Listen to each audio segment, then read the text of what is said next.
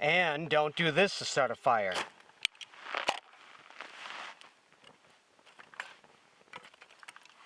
One stick at a time. And don't start a fire like this.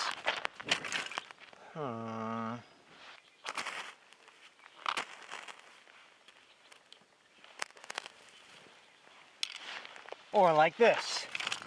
Most people are pretty careful about it. You kind of go slow, hoping the fire doesn't smush the tinder.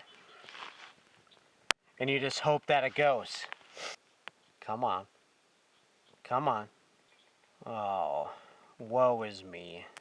Life is hard.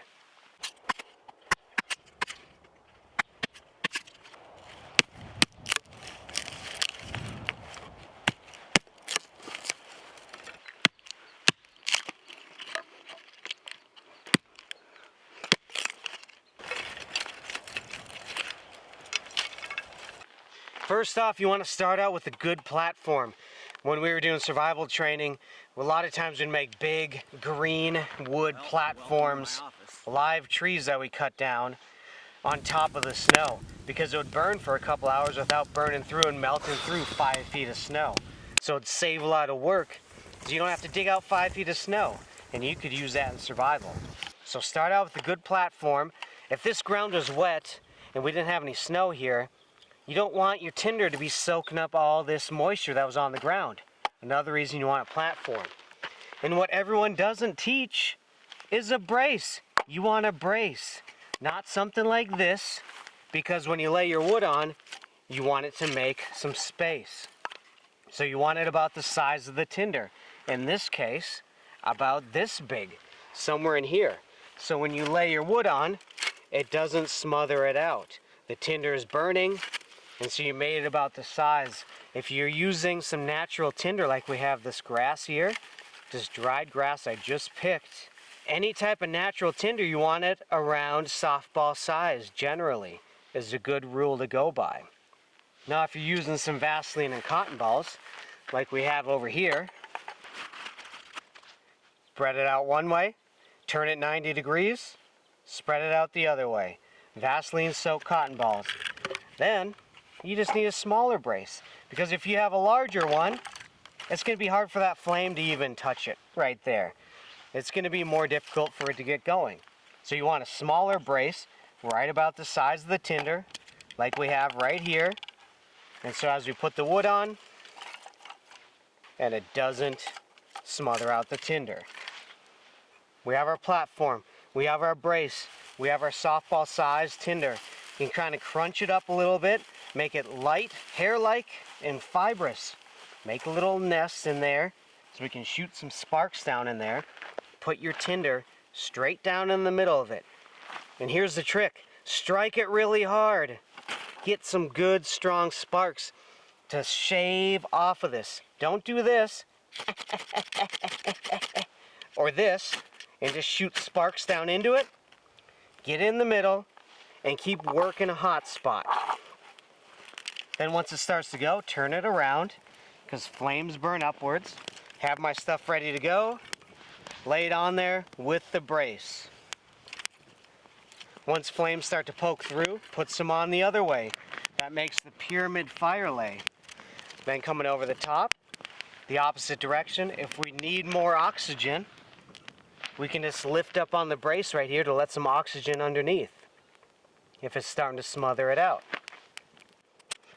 See, the wind is helping us a little bit here. Maybe we need just a little bit more oxygen. But if it starts to go out right here, there's some good coal base. You can blow on it softly. But once you just start it, you don't want to blow on it, because there isn't a good coal base. It's not going to go through.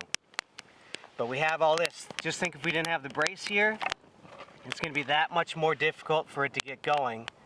And especially in the bad conditions, it's not going to go for you.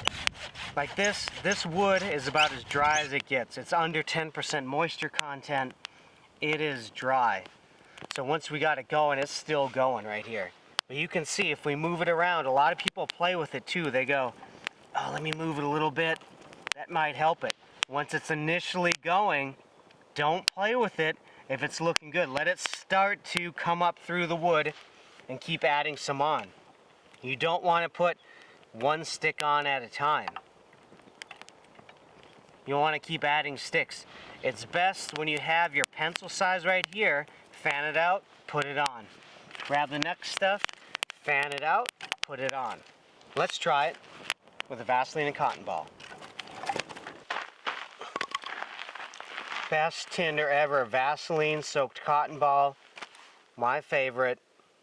Been using it for 20 years. Now, I didn't make up this platform and brace type thing.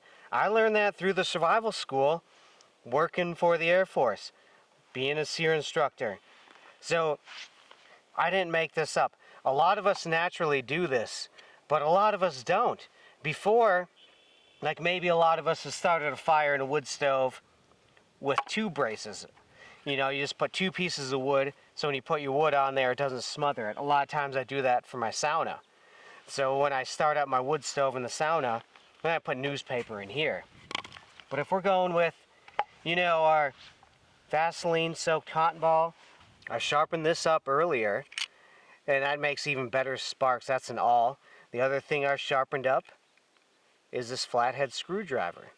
And so on here, right in this spot, I just ground this right here, but you want a 90-degree edge. That's what you want, a 90-degree edge, so you can make some good sparks coming off. And see, this could be even a little bit sharper. Sometimes you can switch hands. Yep, you can see that side is sharper, but this side already has a sharpened edge. You just don't really want a knife edge. It's just more durable if it's not a pointy edge. It lasts a lot longer if it's a little more blunt and sharp. As you can see how you get a lot of good sparks coming off of this rod right here. And so I could even go way up here just because it's so volatile and just light it up just like that. But from here, you start with, see I have my brace? I can just go drop the mic fire. Drop it on there. A lot of people are scared to do that, but you don't have to because you got a brace right here. So then you put the other part on. If you need some oxygen, lift it up. And then once the flames start coming through, then you can add some more wood on. Get your next handful ready.